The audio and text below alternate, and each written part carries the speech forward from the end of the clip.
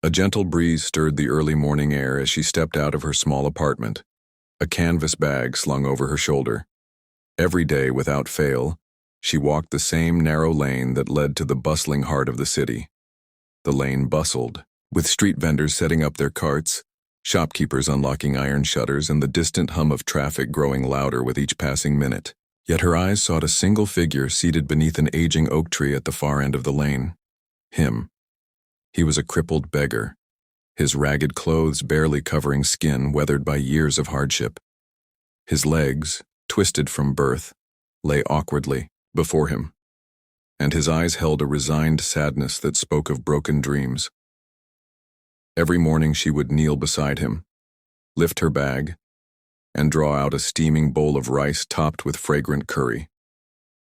She watched his eyes brighten, saw the way, his shoulders relaxed as nourishment touched his lips. Then she would offer a gentle smile, nod her head in silent greeting, and continue on her way to work. She never asked his name. She never lingered beyond a few moments. She carried no expectations. She did not seek gratitude. In fact, she did not even know why she felt compelled to feed him. Perhaps it was a lingering memory of her own childhood, when she had gone hungry more times than she cared to remember. Perhaps it was a promise she had made to her late mother, a vow whispered at her bedside. Or perhaps it simply felt right, a small act of kindness in a world too often cold and indifferent. Months passed and the seasons changed. Summer's heat gave way to autumn's cool embrace. Leaves that had once been green turned amber and gold, drifting down to carpet the pavement around the oak tree. Yet each morning without fail she arrived, rain or shine, hopeful smile at the ready.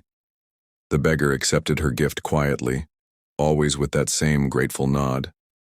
He never asked for more. He never spoke beyond a few soft thank yous. Then one crisp, winter morning, as frost clung to the edges of the leaves and her breath puffed clouds of white into the air, something extraordinary happened. She approached the tree and found him staring at her with an intensity she had never seen before. His once distant gaze was focused, alive with a strange fire. She knelt and offered the bowl as usual. "Thank you," he whispered, his voice trembling. She smiled. "You're welcome." He laid the bowl aside and placed a single hand on hers. His skin was rough and cold, but his grip was firm. For a moment she froze, heart fluttering in her chest. Then he spoke. "You have been kind to me for many months now." He paused and let his words settle between them, as though unaccustomed to speech after so long of silence. "I have nothing to give you in return," he continued. "But I must tell you something. I owe you a debt that words cannot express." She opened her mouth to reply, but he raised a finger. "Please listen." She nodded, curiosity and concern warring in her eyes. "You think me a poor beggar," he said slowly. "You see these tattered clothes, this broken body, and you assume that I have nothing. But you are mistaken." Her breath caught. She watched him struggle to find words, his face etched with a vulnerability she had never glimpsed before. "I am not poor," he whispered. "I am not what I appear." She swallowed. A chill ran through her. "I have watched you," he said, softly. "Your kindness, your generosity, your unwavering compassion. You bring me food every day, never asking for anything in return. You smile at me when others pass by indifferently. You treat me with dignity." She shook her head. "I do what I can," he chuckled, a sound as fragile as the frost on the leaves. "What you do is more than you know." She studied his face, searching for a sign of humor or trickery, but all she found was earnestness. "Who are you?" she asked, voice barely above a whisper. He drew a deep breath, as though summoning strength for a confession. "My name is Alexander Preston," he said, "and I am a billionaire." Time seemed to stop. Her mind reeled as she processed those words. A billionaire? The twisted legs and ragged clothes belied unimaginable wealth. She stared at him, mouth dry, heartbeat pounding in her ears. "You're joking," she whispered. He shook his head, eyes steady. "No joke." But why? Why are you here? She asked, voice trembling. He offered a sad smile. Because I wanted to know if kindness still existed in this world. Because I wanted to see if there were people who would help another without expectation. I have everything money can buy. I have power, influence, fortune. But I have also seen the darkest corners of humanity. I have watched how strangers turn away from those in need. I have wondered if anyone would still show compassion for its own sake. Her chest tightened. The world she lived in was not so black and white. She knew cruelty and indifference, but she also believed in goodness. And you found me, she said quietly. He reached into his coat pocket, fishing out a business card edged in gold. He handed it to her with a solemnity that made her heart ache. My foundation, he said. The Preston Trust. We fund programs to eradicate poverty, to provide health care, to give education. I want your help.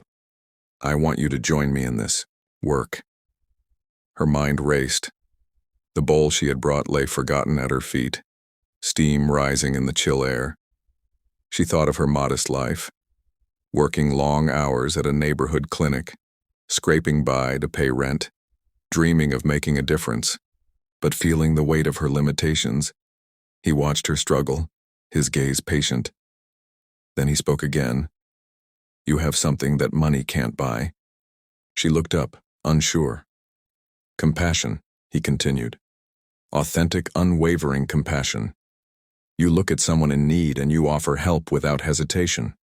That gift is rare. I want you to share it with the world. Will you help me lead the Trust's efforts? Will you bring your spirit and your heart to this cause?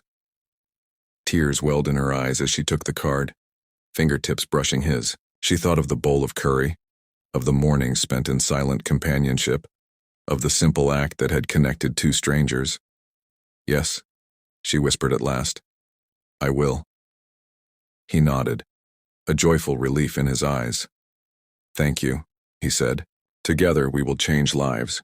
The frost melted away as the days warmed into spring. Under the same oak tree where she had offered kindness in silence, she and Alexander Preston stood side by side, planning programs to feed thousands, to build schools, to heal bodies broken by circumstance.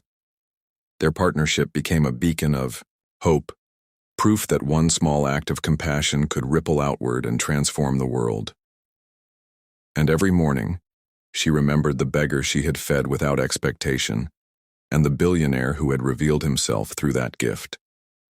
She learned that kindness has power beyond measure, and that the true wealth of humanity lies not in gold or titles, but in the simple choice to care.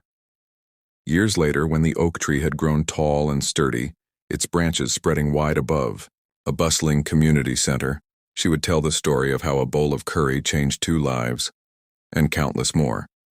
And she would remind everyone that sometimes the poorest among us hold the greatest treasures of all.